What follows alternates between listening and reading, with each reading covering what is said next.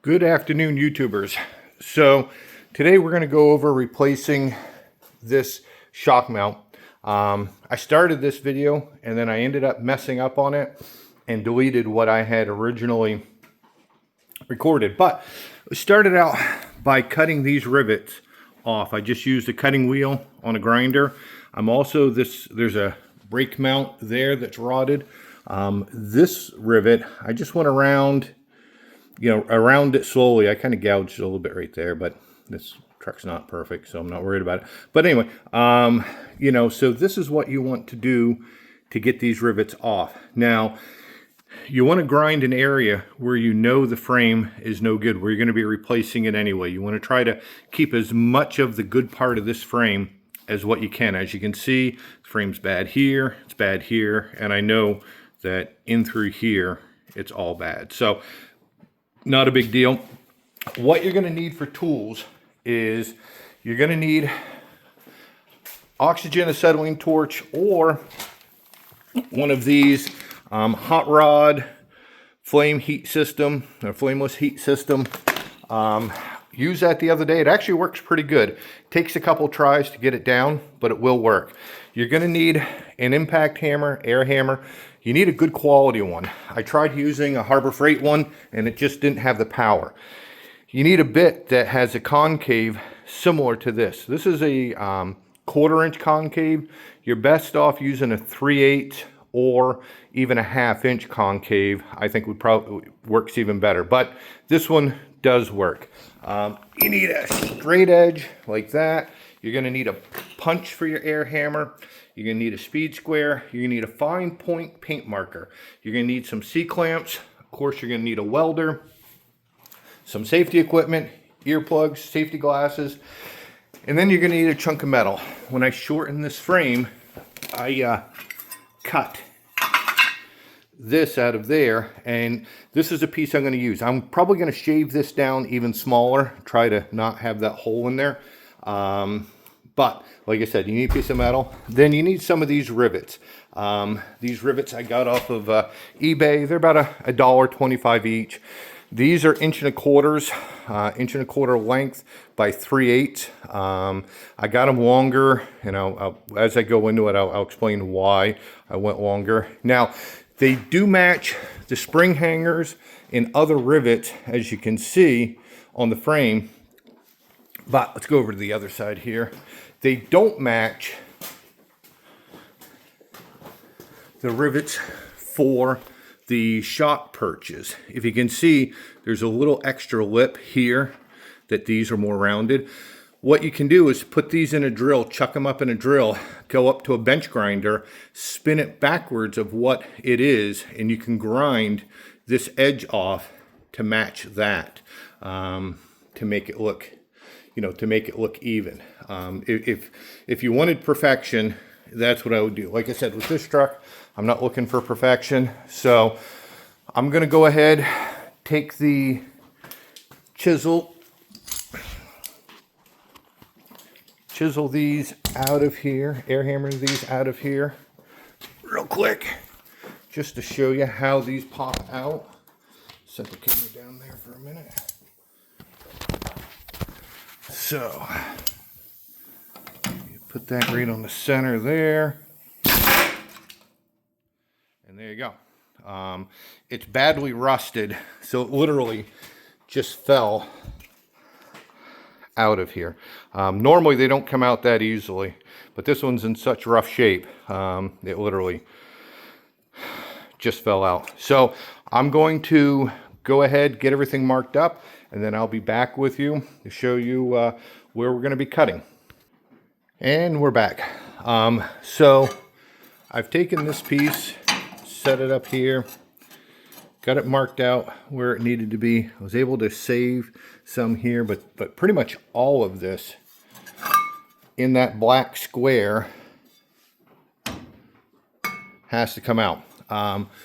These other vertical and horizontal, these are the center points to where the mount is going to go. Generally, I like using a fine tip paint marker like this one, but it died. I was only able to get this one line before she died on me. So I've got to deal with it like this. So I'm going to get this cut out. Now the other funky part about this is there's this weird step right in here. I don't know if the camera will show it, but there's a weird step right in here. So I'm going to use a torch. I'm going to get this in here and then heat this up, bend this piece of metal down. Now, because I'm taking such a large chunk out of here, I put a jack stand underneath the back of the truck. It's not really picking up any weight. It's just holding it to keep the truck from moving or settling once I cut it down. Now, for those people that may say, well, you're cutting too much out of the frame, you're going to weaken it. Here I have a chunk of frame out of a 79 featherweight. They made them 79 through, I believe, 82, where they made the F100. It was only the F100, only two-wheel drive, and they only made them in Canada, I believe. I've only ever seen them, well, at least in 79, I've only ever seen them come out of Canada. And what they did was they lightened it up for fuel efficiency. I believe it was 500 or 600 pounds. They lightened up the weight of the entire truck.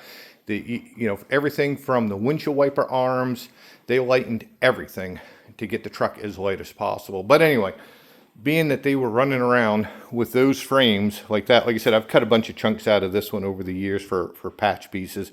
But being that they were running around with a frame like that, I'm not worried about welding a plate in here and putting fish plates and whatnot into it. I'm still keeping, most of the structure up here and down along this bottom edge here. So, like I said, just putting a piece in the center there. But anyway, I'm going to get this cut out, and then I'll be back right before we start welding. All right, and we're back. As you can see, I have a hole in my frame. This is a piece of metal that I cut out. I'm going to save this because it's got all the marks where my holes are, so I can just set it over top of my new piece and go from there. If you look at it from the back side, you can see, I cut out everything that was bad. There was nothing any good there. And then here's the new piece that's going to go in there. Now I do have a little fill in here I'm going to have to do, but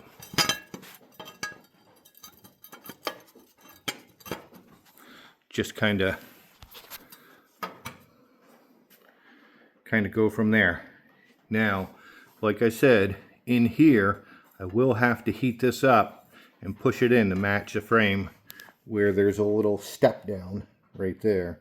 It's not quite in there right, but you get the idea. I'm going to go ahead and get this welded in, and then we'll mark out where the holes go and start putting rivets in. All right, we're back.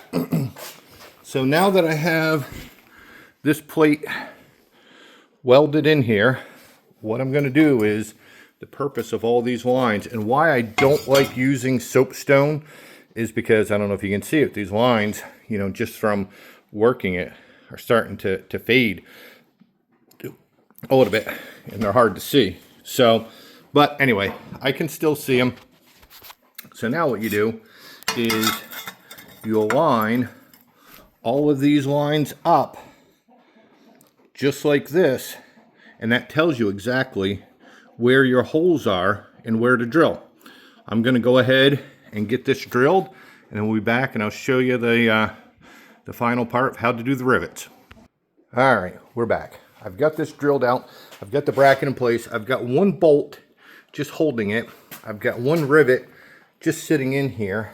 And then here you can see the other rivet that's sticking out. I am going to use the torch to heat this up and smush that over. As you can see, with the let me come over here. You can see the C-clamps, how I have the sledgehammer clamped in there, holding the head of the rivet. But one problem with this, it's a lot easier if you have two people, because one problem with this is you can see the head of the rivet that we need to squish, and it's really close to that C-clamp. So you can't get it perfectly straight. So if you want a perfect rivet, you have to have two people. You know, this is going to make it kind of smushed over to one side a little bit more than what it should be. I'm going to set the camera up on a tripod, get the torch set up, and then I'll be back and show you how to smush this over. All right, we'll see in a bit. All right, so now we've got the torch, and hopefully you can see this on the camera. This head is sticking out here. It's sticking out a little further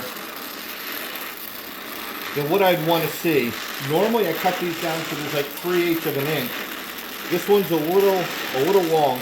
So what that means is I'm going to have to hit it a couple times. But you want to get this glowing nice and cherry red. Is that showing up on the camera? The glowing cherry red? Yeah. Get this glowing cherry red like so.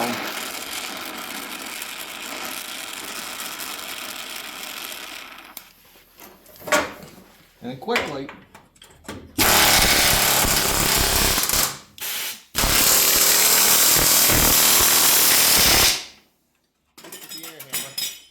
just like that, and you get yourself a perfect rivet every time.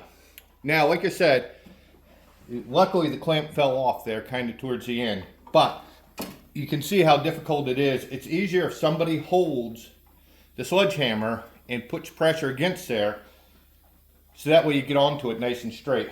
We're going to do another one, and I'm going to show how we do the next one, and show better how to hook the sledgehammer into the rivet so that holds. 2, 1, go. Yeah. All right, so now what I'm trying to show you is this divot that we have drilled into here goes right into this head here. And what you have to do is you've got to lock this in with the C-clamp.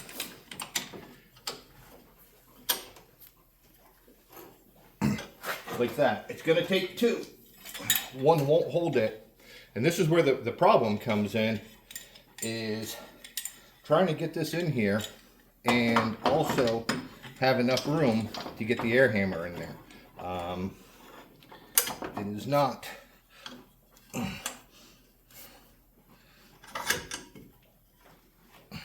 easy. The other thing you want to do too is you want to cut these down. You can see the different heights. This is 1 1/4 inches. For some odd reason, normally I get 3/4, 7/8, and 1 inch. And on eBay, and you can get like a variety pack. They didn't have that. They had the 3/4, and then they had the 1 1/4 inches. So it's not a big deal. You can cut it down. The reason it's probably better to get a longer one, because depending upon if you have a spring mount or if you have a shock mount, the metal is different thicknesses. The frame's the same thickness, but the metal of these are different thicknesses. And you need about 3/8 of an inch of this sticking out in order to have the mushroom. Too much, and it will lean over to one side or the other and cause a problem. So we're going to go ahead and do this one again, and or do this one and show you that. And then I'll do the last one, and this will be done.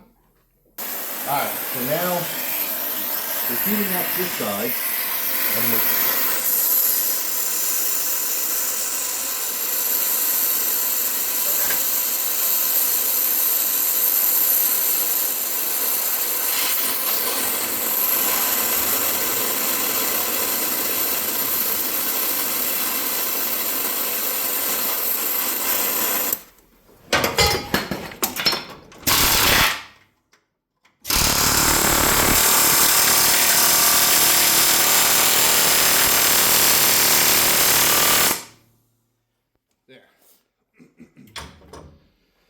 Just like that. So, like I said, although it is difficult to do this with one person, I will say it's a lot easier to have two people, one person holding the sledgehammer and another person doing this.